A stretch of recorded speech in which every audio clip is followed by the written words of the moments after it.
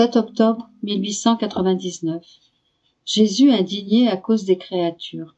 L'état de victime atténue les châtiments. Ce matin, mon doux Jésus ne venait pas, et j'ai dû l'attendre patiemment. Je lui disais intérieurement, « Mon cher Jésus, viens, ne me fais pas attendre plus longtemps. Je ne t'ai pas vu hier soir, et maintenant, il se fait tard, et tu n'arrives toujours pas. Vois avec quelle patience je t'attends. Oh, je t'en prie, n'attends pas que je perde patience, car c'est toi qui en seras responsable. Viens, je n'en peux plus. » Pendant que j'entretenais ces pensées, et d'autres aussi sottes, mon unique bien vint, mais à mon grand désarroi, il semblait presque indigné à cause des créatures. Je lui dis immédiatement, « Mon bon Jésus, je te supplie de faire la paix avec tes créatures. » Il me répondit, « Fille, je ne le peux pas. Je suis comme un roi qui voudrait entrer dans une maison remplie de détritus et de pourriture. En tant que roi, il a le droit d'entrer, et personne ne peut l'en empêcher. Il pourrait nettoyer cette maison de ses propres mains, ce dont il a le désir, mais il ne le fait pas, parce que cette besogne n'est pas digne de son statut de roi. Tant que la maison ne sera pas nettoyée par quelqu'un d'autre, il ne pourra entrer. Il en va ainsi pour moi. Je suis un roi qui peut et qui veut entrer dans les cœurs. Mais il me faut au préalable la volonté des créatures. Elles doivent faire disparaître la pourriture de leurs péchés avant que je puisse entrer et faire la paix avec elles. Il n'est pas digne pour ma royauté de faire cette besogne moi-même. Si elles ne le font pas, je leur enverrai même des châtiments. Le feu des tribulations les inondera de tous côtés, afin qu'elles se souviennent que Dieu existe et qu'il est même le seul qui puisse les aider et les libérer. L'interrompant, je lui dis, « Seigneur, si tu te proposes d'envoyer des châtiments, je veux te rejoindre là-haut. Je ne veux plus rester sur cette terre. Comment mon pauvre cœur pourrait-il tenir le coup en voyant souffrir tes créatures ?» D'un ton conciliant, il me répondit, « Si tu me rejoins là-haut, où sera ma résidence sur la terre? Pour le moment, songeons à rester ensemble ici-bas, car nous aurons beaucoup de temps ensemble au ciel, toute l'éternité. Et puis, as-tu oublié ta mission, la mission d'être ma mère sur la terre? Pendant que je châtierai les créatures, je viendrai me réfugier en toi. » Je repris, « Ah, Seigneur, à quoi donc aura servi mon état de victime depuis tant d'années? Quels bienfaits les gens en auront-ils tiré? Tu as pourtant bien dit que c'était pour que ton peuple soit épargné. De surcroît, tu me montres ni plus ni moins qu'au lieu d'être déjà arrivés, ces châtiments arriveront plus tard. » Jésus poursuivit, « Ma fille, ne dis pas cela.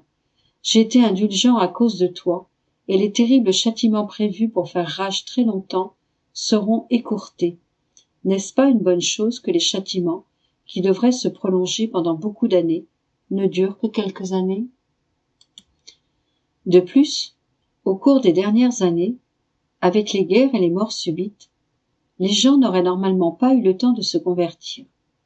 Mais ils l'ont fait et ont été sauvés. N'est-ce pas là un grand bien? Pour l'instant, il n'est pas nécessaire que je te fasse connaître les raisons de ton état, pour toi et pour le peuple. Mais je le ferai quand tu seras au ciel. Au jour du jugement, je manifesterai ces raisons à toutes les nations. Ne me parle donc plus ainsi. »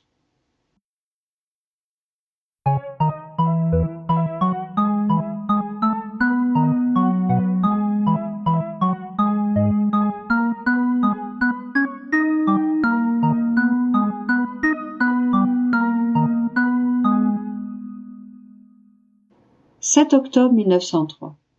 Les âmes victimes doivent être comme des anges humains, unissant leur volonté à celle de Dieu pour accomplir le travail que Dieu leur confie. Cela procure à Dieu de la gloire, qu'elles réussissent ou échouent dans leurs tâches. J'étais dans mon état habituel. Dès que j'ai vu Jésus, il m'a dit, que les anges réussissent ou pas dans leur garde des âmes, ils accomplissent leur office et jamais ne délaissent cette tâche qui leur a été confiée par Dieu. Même si, malgré leurs soins, leur empressement et leur assiduité, Ils voient des âmes se perdre, ils sont toujours à leur poste. Il est faux que, suivant leurs succès ou leurs échecs, ils donnent plus de gloire ou moins de gloire à Dieu, parce que leur volonté est toujours tendue vers l'accomplissement du travail qui leur a été confié. Les âmes victimes sont des anges humains qui doivent faire réparation pour l'humanité, supplier en son nom et la protéger. Qu'elles aient ou non du succès dans leur mission, elles ne doivent pas cesser leur boulot, du moins pas avant que cela leur soit indiqué d'en haut.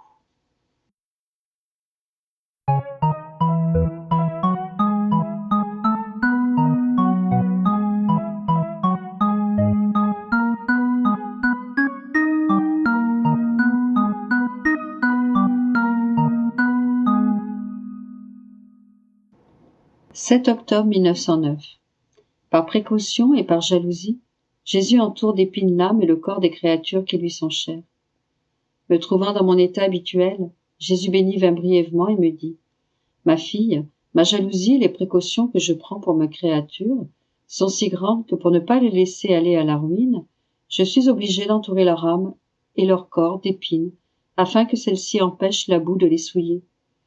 J'accompagne d'épines, c'est-à-dire d'amertume, de privations et de divers états intérieurs, même les plus grandes faveurs dont je favorise les âmes qui me sont chères, afin que ces épines me les gardent et préviennent qu'elles se souillent par la boue de l'amour-propre et d'autres choses semblables. » Puis, il disparut. «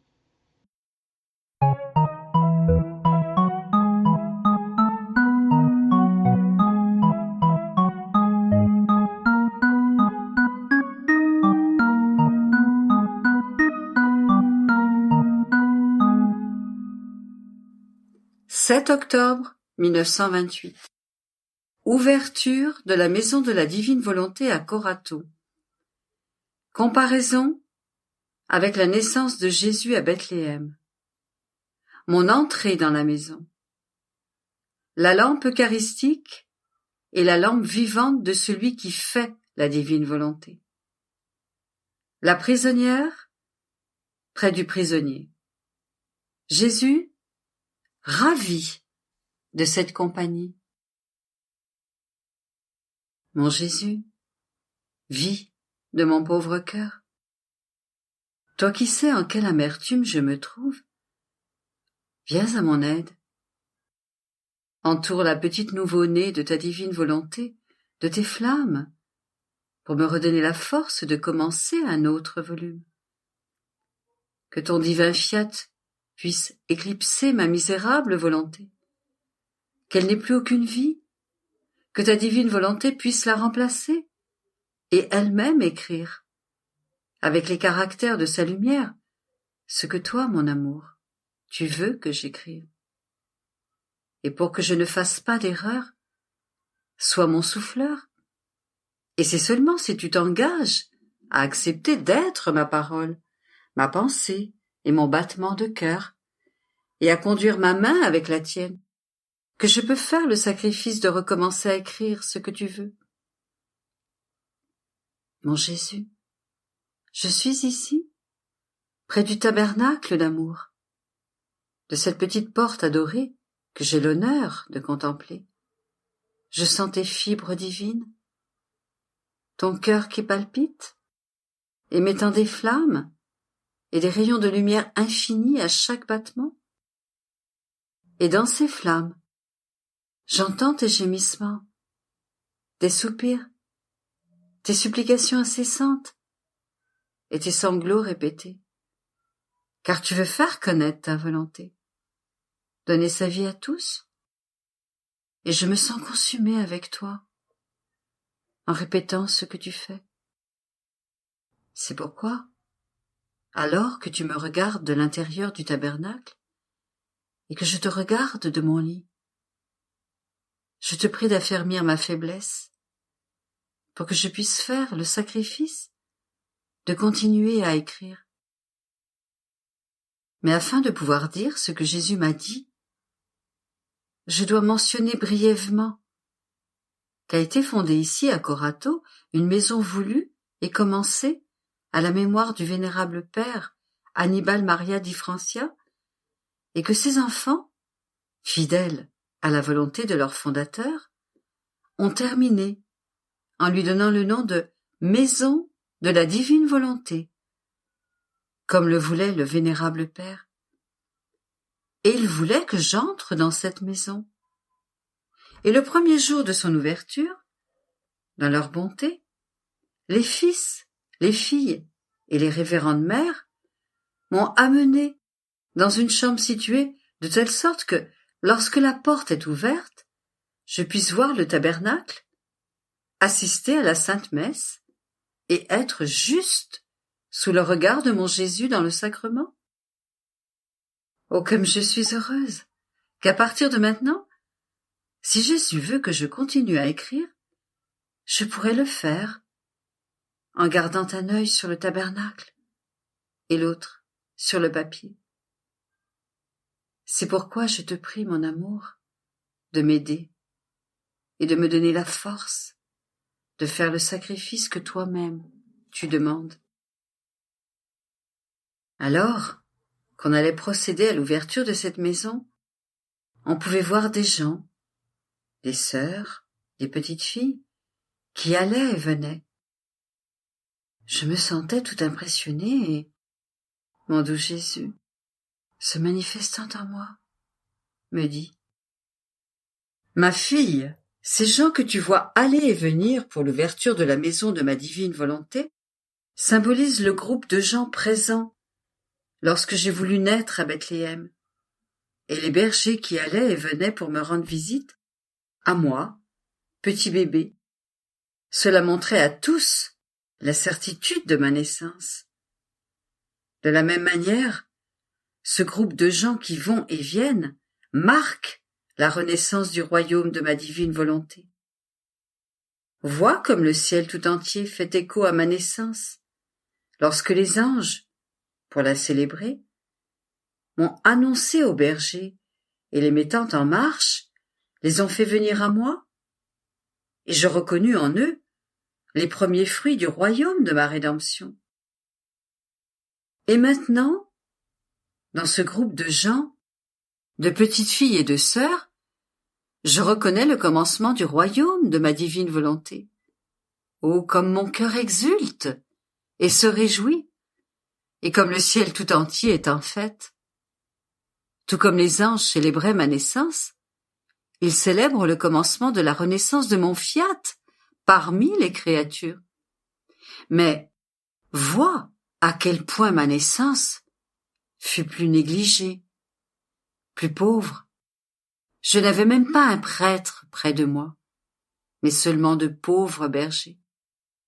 D'autre part, pour le commencement de ma volonté, il n'y a pas seulement un groupe de sœurs et de petites filles venues de l'extérieur, et des gens qui se pressent pour venir célébrer l'ouverture, mais il y a aussi un archevêque et des prêtres représentant mon Église. C'est le symbole et l'annonce à tous que le royaume de ma divine volonté sera formé avec plus de magnificence, avec plus de pompe et de splendeur que le royaume de ma rédemption lui-même. Et tout le monde, les rois et les princes, les évêques, les prêtres et tous les peuples, connaîtront le royaume de mon fiat et le posséderont. Par conséquent, célèbre toi aussi cette journée, où mes soupirs et mes sacrifices, ainsi que les tiens, pour faire connaître ma divine volonté, vois la première aube et l'espérance de voir se lever bientôt le soleil de mon divin fiat.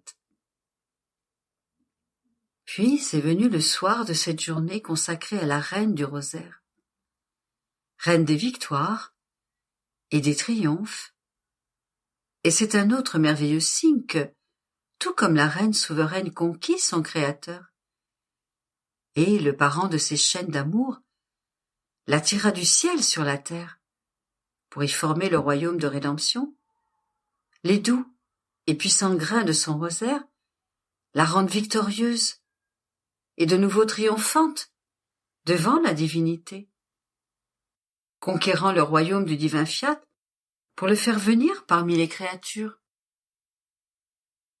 Je n'avais pas du tout pensé que, le soir même, j'emménagerai dans la maison de la divine volonté, près de mon prisonnier Jésus. Je le priais seulement de ne pas me faire connaître quand cela arriverait, afin de ne pas profaner un tel acte par ma volonté humaine, afin que rien ne vienne de moi, et que je puisse faire la divine volonté en toutes choses.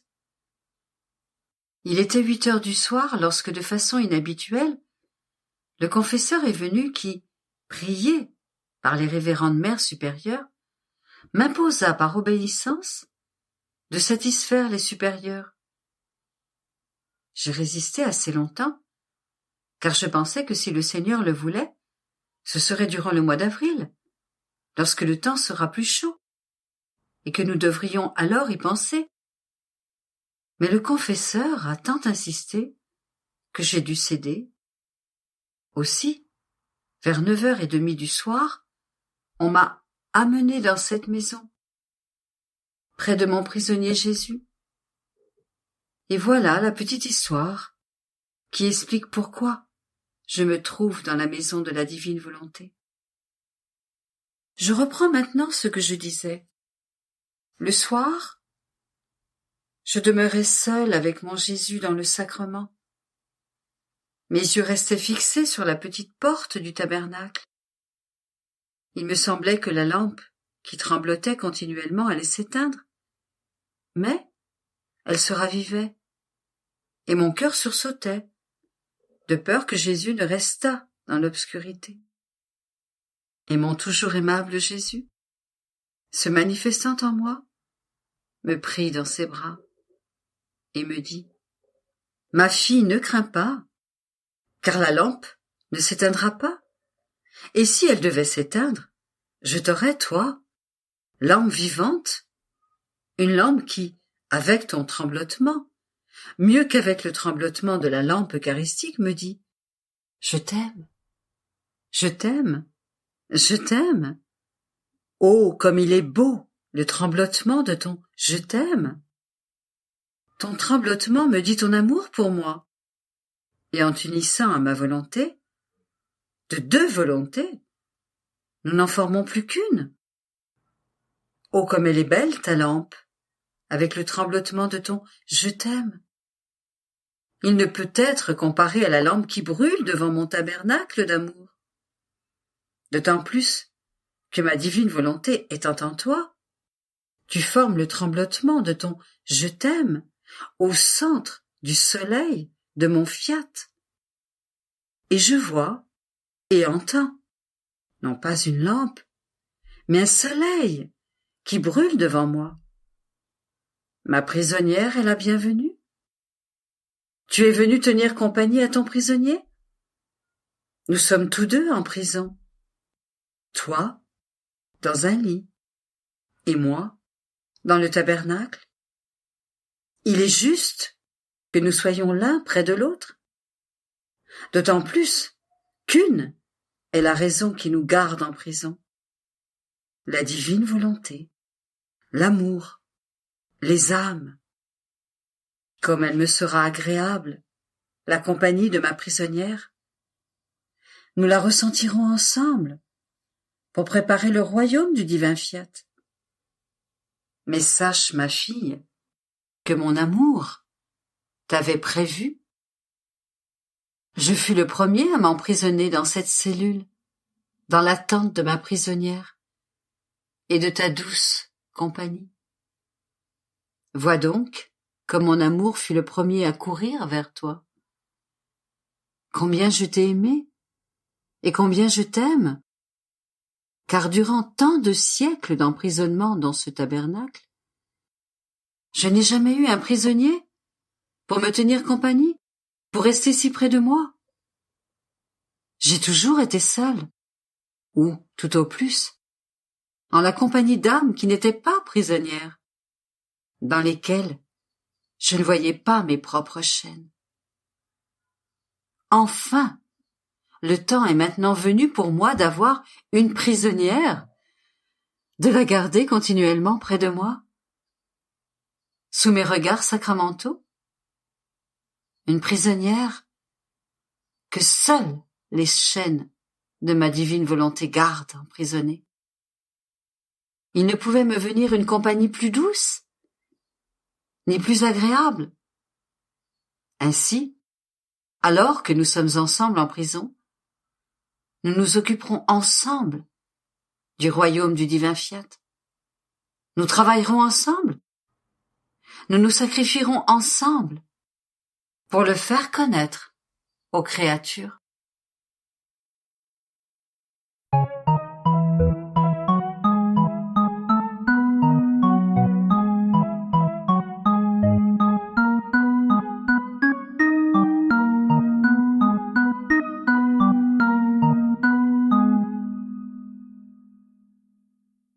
7 octobre 1929.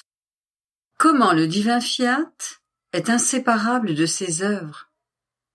Le terrible moment de la chute d'Adam. Je me sentais immergé dans le divin fiat. Sa lumière m'entourait de partout, au-dedans comme au dehors. Et mon doux Jésus, se faisant voir, me serra dans ses bras et, s'approchant de ma bouche, il envoya le souffle de sa bouche dans la mienne, mais si fort que je ne pouvais le contenir. Oh, combien le souffle de Jésus était agréable, doux et fortifiant. Je me sentais renaître à une vie nouvelle. Et mon toujours aimable Jésus me dit : « Ma fille, tout ce qui sort de nos mains créatrices contient création et préservation continuelle. Si notre acte de création et de préservation se retirait des cieux, du soleil et de tout le reste de la création, toute vie disparaîtrait, parce que, comme la création est leur rien, ils ont besoin du tout pour être conservés.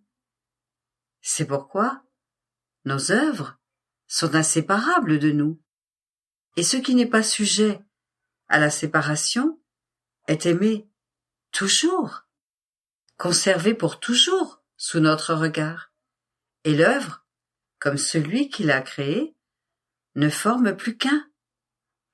Notre fiat, qui s'est prononcé dans l'acte de création de toutes choses, est resté dans l'acte de toujours s'exprimer lui-même, de se constituer acte et vie éternelle de toute création. Notre action n'est pas comme celle de l'homme, qui ne place pas son souffle, ses battements de cœur, sa vie et sa chaleur dans son œuvre. Par conséquent, son œuvre est séparable de lui, et il ne l'aime pas non plus d'un amour invincible et parfait. Car, lorsque quelque chose est séparable, on peut même en arriver à l'oublier. Par contre, dans nos œuvres, c'est la vie que nous plaçons, laquelle est aimée, au point que pour la préserver, nous faisons toujours courir notre vie dans nos œuvres. Et si nous voyons quelque danger, comme cela est arrivé avec l'homme, nous sacrifions notre vie pour sauver la vie qui courait dans notre œuvre. Or, ma fille, ta vie dans notre divin fiat a commencé avec notre demande de ta volonté que tu m'as très volontiers donnée. Et quand je t'ai vu me donner ta volonté, je me suis senti victorieux. Et par mon souffle en toi, j'ai voulu prononcer mon fiat omnipotent dans les profondeurs de ton âme pour renouveler l'acte de création. C'est ce fiat que toujours je répète, afin qu'il te donne la vie continuelle.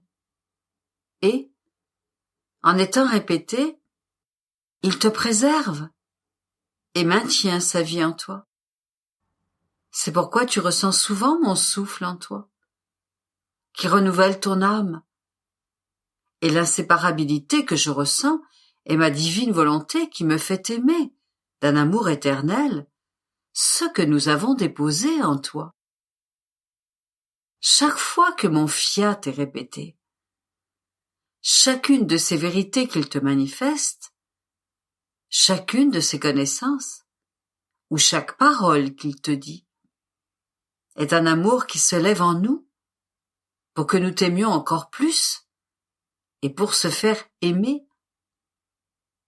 C'est notre fiat créateur et préservateur qui, aimant sa vie et ce qu'il a fait en toi, continue de se prononcer afin de préserver sa vie et la beauté de son œuvre.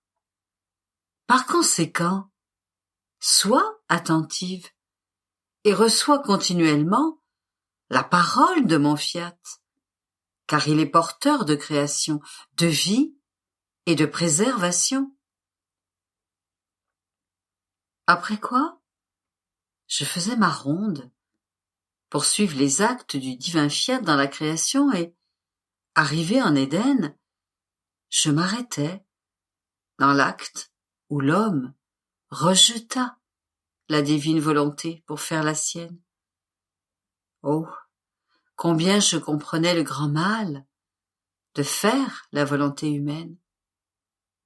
Et mon bien-aimé Jésus, se manifestant en moi, me dit: Ma fille, terrible, en vérité, fut le moment de la chute d'Adam. Lorsqu'il rejeta notre divine volonté pour faire la sienne, notre fiat a été dans l'acte de se retirer des cieux, du soleil et de toute la création pour la réduire au néant.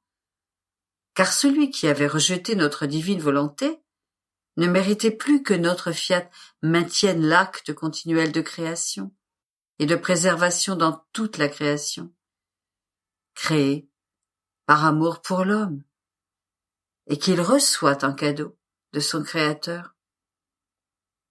Si le Verbe éternel n'avait pas offert ses mérites anticipés de futur Rédempteur, comme il les offrit pour préserver la Vierge immaculée du péché originel, tout serait tombé en ruine. Les cieux et le soleil se seraient retirés en notre source.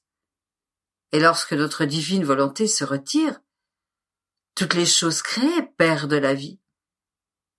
Mais le Verbe, fait homme, s'est présenté devant la divinité. Et rendant présent par avance tous ses mérites, toutes les choses sont restées à leur place. Et mon fiat continua son œuvre de création et de préservation, attendant mon humanité pour la lui offrir en cadeau légitime et que je méritais.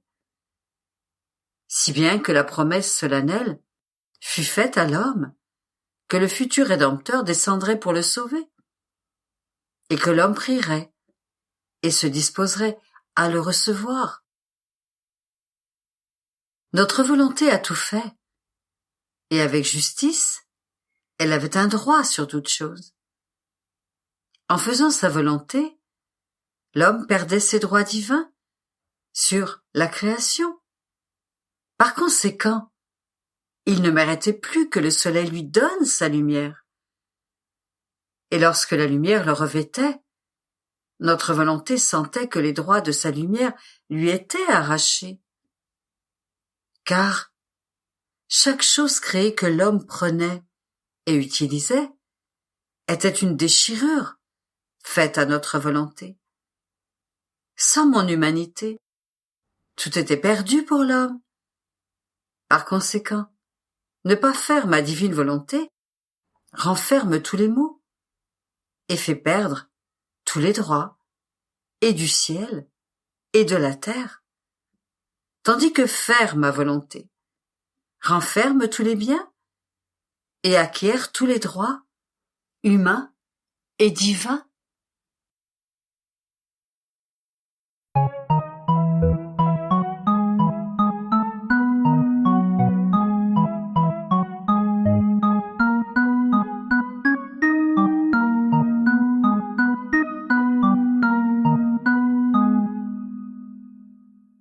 « 7 octobre 1930. Comment nous devons la rédemption à la fidélité de la très sainte Vierge Marie. Fidélité, la douce chaîne qui enchante Dieu. Le céleste fermier, nécessité de la semence pour pouvoir diffuser les œuvres divines. Je suivais la divine volonté et mon pauvre esprit était occupé par toutes les choses que mon doux Jésus me disait sur le royaume du divin fiat. Dans mon ignorance, je me disais, oh, que sa réalisation, son règne et son triomphe sur la terre sont difficiles. Mais, mon doux Jésus me dit, ma fille, la rédemption est due à la fidélité de la Vierge Reine. Oh, si je n'avais pas trouvé cette sublime créature, qui ne me refusait rien, ne reculait devant aucun sacrifice, s'il n'y avait pas eu sa fermeté pour demander la rédemption, sans jamais hésiter, sa fidélité inlassable, son amour ardent et incessant, sa constance devant son Créateur, quoi qu'il puisse advenir, que ce soit de la part de Dieu ou des créatures. Les liens qu'elle formait entre le ciel et la terre, l'ascendant qu'elle avait acquis, son pouvoir sur le Créateur, était tel qu'elle se rendait digne de faire descendre sur terre le Verbe divin, en raison de sa fidélité jamais interrompue, et parce que notre divine volonté elle-même régnait dans son cœur virginal. Nous n'avions pas la force de lui résister. Sa fidélité était la douce chaîne qui m'a lié et ravi du ciel jusqu'à la terre. C'est pourquoi, ce que les créatures n'ont pas obtenu durant bien des siècles, elles l'obtiennent par la reine souveraine. Ah oui, elle seule était digne de mériter que le Verbe divin descende du ciel sur la terre, et de recevoir le grand bien de la rédemption de telle sorte que si elles le veulent, toutes peuvent recevoir ce grand bien.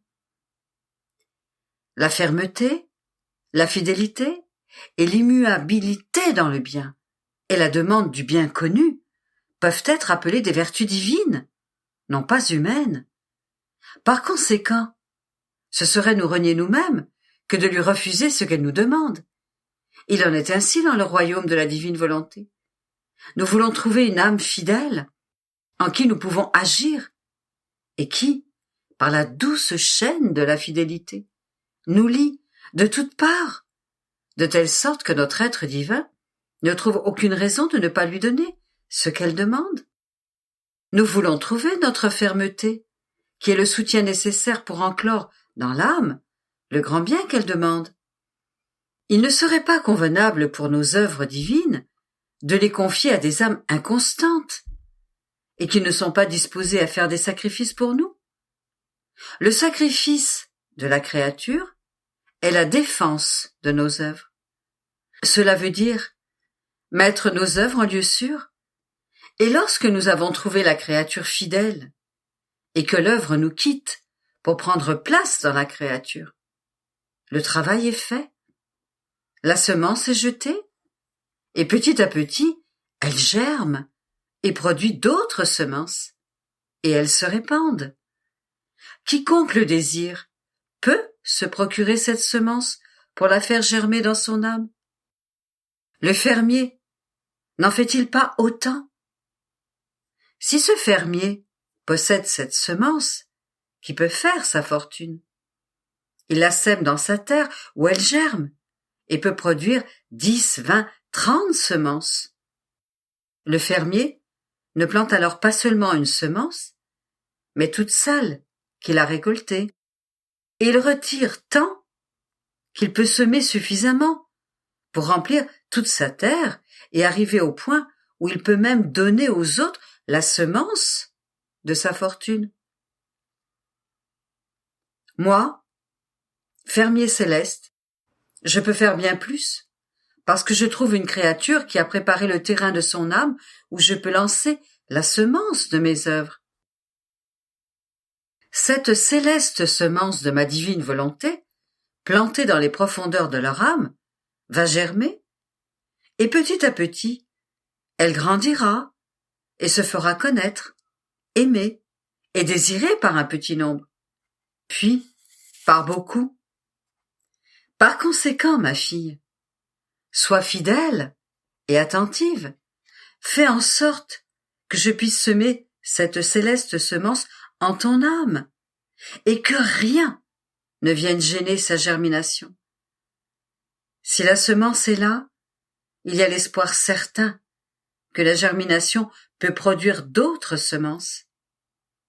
Mais si la semence n'existe pas, tout espoir cesse et il est inutile d'espérer le règne de ma divine volonté.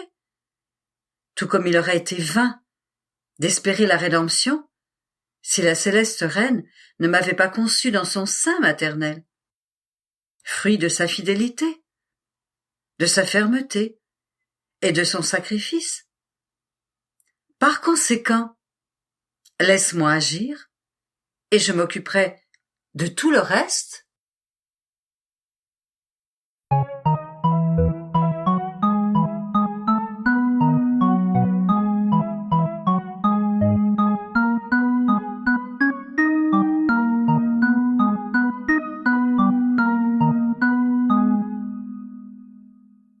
7 octobre 1934. Amour réciproque entre Dieu et la créature. Échange d'actions. Labyrinthe d'amour où se trouve placée celle qui vit dans mon fiat. Dieu est le semeur dans le champ des âmes. Je suis dans les vagues éternelles du divin fiat, et mon pauvre esprit ressent son doux enchantement, sa puissance et sa vertu opérative qui me font faire ce qu'il fait. Il me semble qu'avec son œil de lumière, il donne vie à toute chose, et qu'avec son empire, il règne sur tout. Rien ne lui échappe, pas même un souffle. Il donne tout, il veut tout, mais avec tant d'amour que cela en est incroyable. Et le plus stupéfiant, c'est qu'il veut que la créature sache ce qu'il fait, afin qu'elle soit inséparable de lui-même, et qu'il lui fasse faire tout ce que fait la divine volonté elle-même. Je demeurais sous le charme. Et si mon doux Jésus n'était pas venu me secouer en me faisant sa petite visite, je serais restée là, Dieu sait combien de temps. Mais toute bonté et amour, il me dit, ma bonne fille, ne sois pas étonnée. Tout est possible pour celle qui vit dans ma volonté. Il existe un amour réciproque entre Dieu et la créature, à tel point que la petitesse humaine en arrive à vouloir et à faire les actes de Dieu, et elle les aime tant qu'elle donnerait sa vie pour défendre, aimer et donner toute la gloire, la première place d'honneur à un seul de ces actes divins. En échange, Dieu fait sien les actes de la créature, qui sont alors l'exutoire de son amour, la hauteur de sa sainteté. Oh, combien il les aime! Et dans cet amour réciproque, ils s'aiment tellement qu'ils demeurent prisonniers l'un de l'autre, mais d'un emprisonnement volontaire qui les rend inséparables. Ils sont heureux que Dieu se sente aimé et trouve son poste dans la créature qui, elle, se sent aimée par Dieu et occupe son poste dans l'être suprême. Il n'y a pas de plus grand bonheur pour la créature que de pouvoir dire qu'elle est certaine d'être aimée par Dieu. Et il n'y a pas de plus grand bonheur pour nous que d'être aimés par celle que nous avons créée dans le seul but de nous aimer et d'accomplir notre volonté. La créature qui vit dans son Créateur voudrait que tous l'aiment et le reconnaissent, et en vertu du divin fiat qui l'anime, elle veut rappeler tous les actes des créatures en Dieu, afin de pouvoir lui dire « Je vous donne tout, et je vous aime ». Elle s'unit à la pensée du divin vouloir, pour chaque intelligence, à son regard, pour chaque œil, à sa parole, pour chaque voix, à son battement, pour chaque cœur. à son mouvement, pour chaque acte, à son pas, pour chaque pied? Y a-t-il une chose que la créature qui vit dans ma volonté ne veuille pas me donner? Elle veut tout me donner. C'est pourquoi elle dit à ma volonté, j'ai besoin de posséder ton amour, ta puissance, afin d'avoir un amour qui puisse te dire « je t'aime » pour toutes les autres créatures.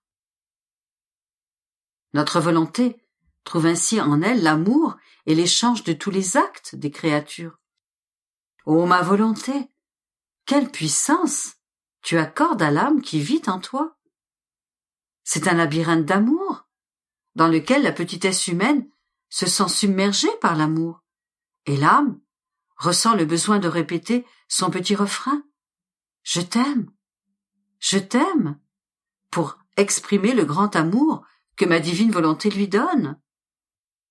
Notre vie est une histoire d'amour ab aeterno, et elle doit être celle de l'âme qui vit dans notre volonté.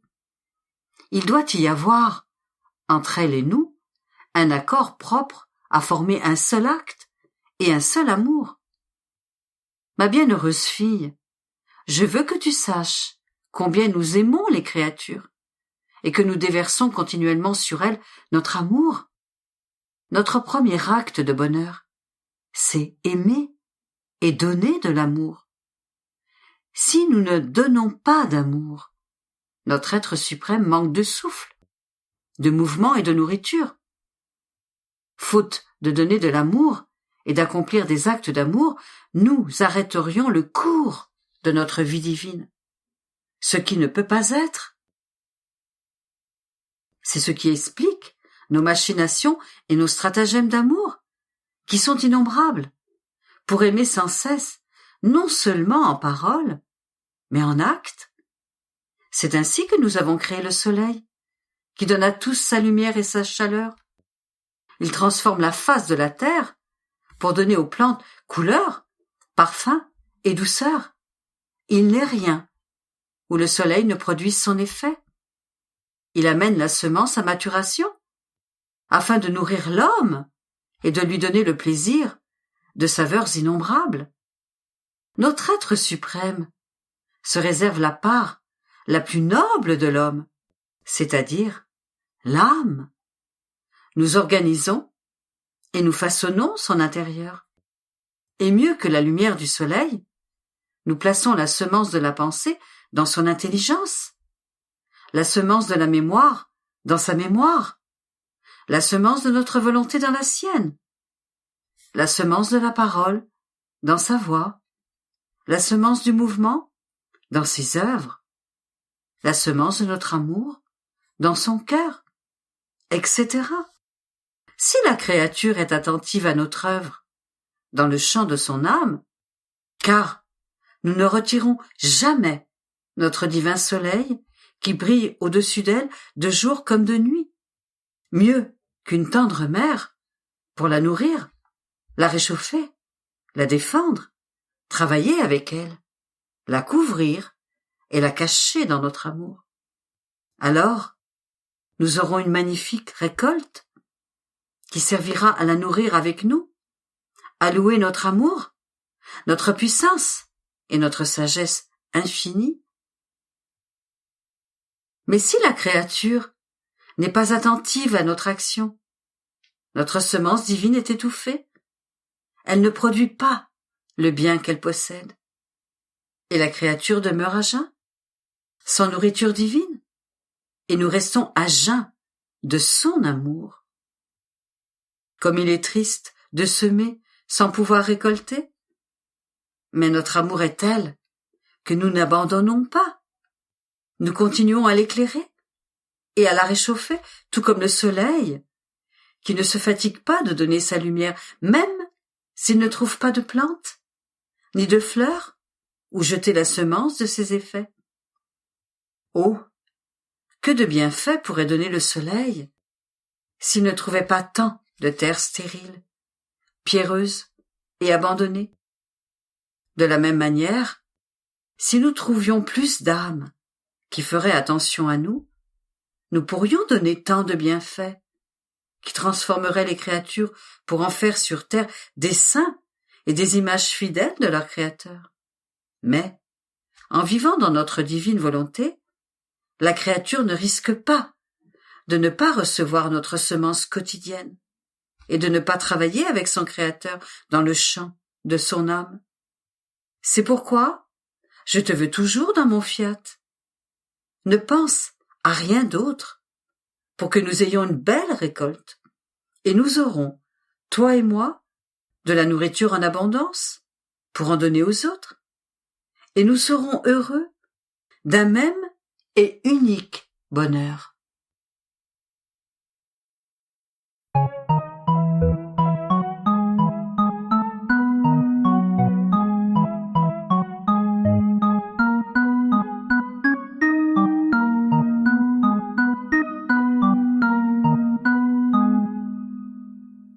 « 7 octobre 1935. La créature qui ne vit pas de la volonté de Dieu forme son purgatoire vivant sur la terre et sa prison. L'amour divin. Une tempête impétueuse, des scènes déchirantes.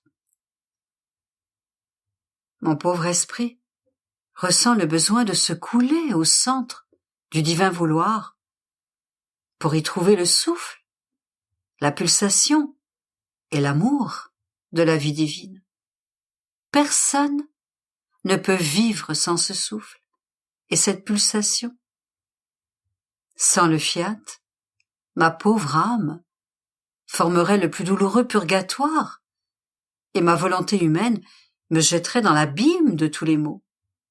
Je pensais cela lorsque mon bien-aimé Jésus m'a surprise et, toute tendresse, il me dit: « Bienheureuse fille de mon vouloir, comme je suis heureux de voir que tu as compris que tu ne peux pas vivre sans mon fiat, car la créature qui ne vit pas en lui forme non seulement son purgatoire, mais elle m'empêche aussi de lui donner tous les biens que j'ai préparés pour elle.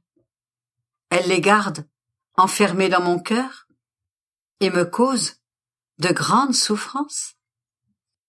Elle forme le purgatoire de mon amour. Elle éteint mes flammes et m'empêche de lui communiquer mon souffle et ma vie. Je me sens étouffée, suffoquée, sans le bonheur de pouvoir me communiquer à la créature. Tu dois savoir que je ne fais rien qui n'ait principalement pour but de faire vivre la créature de ma volonté. C'est à cela que sert en vérité la création.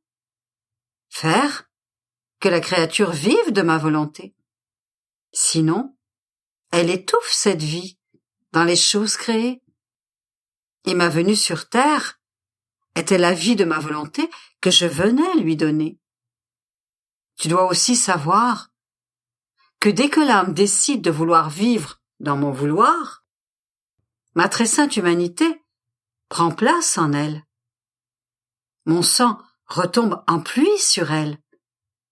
Mes souffrances l'entourent d'un mur infranchissable, lui donnent de la force et l'embellissent de façon admirable et propre à ravir ma divine volonté.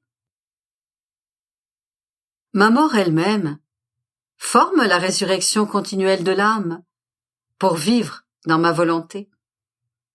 La créature se sent ainsi continuellement régénérée dans mon sang, dans mes souffrances, dans mon amour et même dans mon souffle, en qui elle trouve la grâce suffisante pour vivre de ma divine volonté, parce que je mets tout à sa disposition.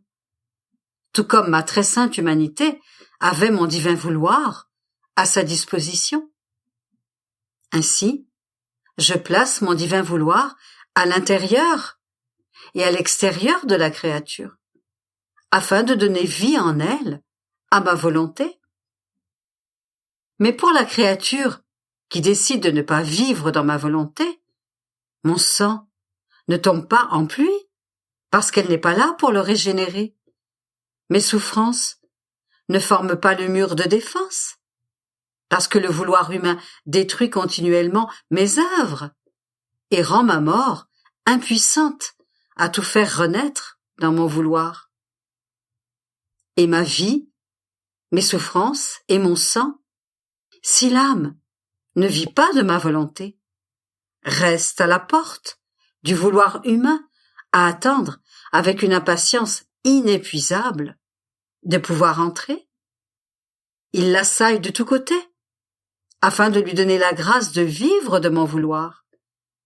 Et si mon sang, mes souffrances et ma vie n'entrent pas, il reste étouffé en moi. Et, oh, comme je souffre, en voyant que l'âme ne me donne pas la liberté de lui donner le bien que je veux.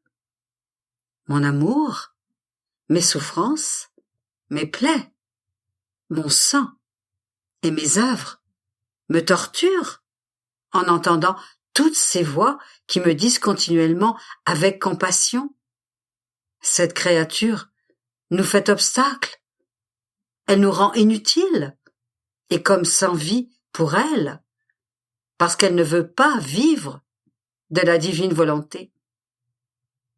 Ma fille, comme il est douloureux de vouloir faire le bien, d'être capable de le faire et de ne pas le faire.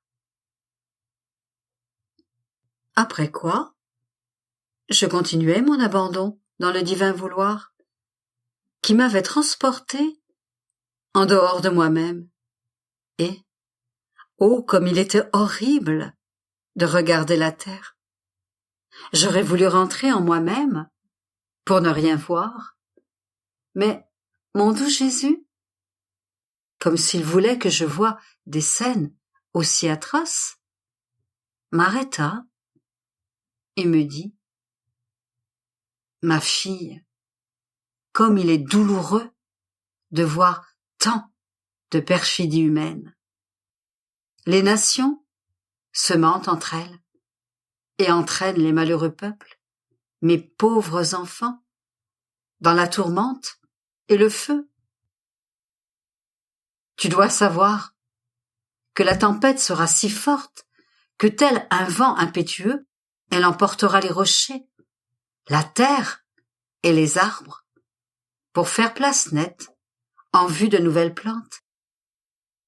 Cette tempête servira à purifier les peuples et à faire se lever le jour serein de la paix et de l'union fraternelle.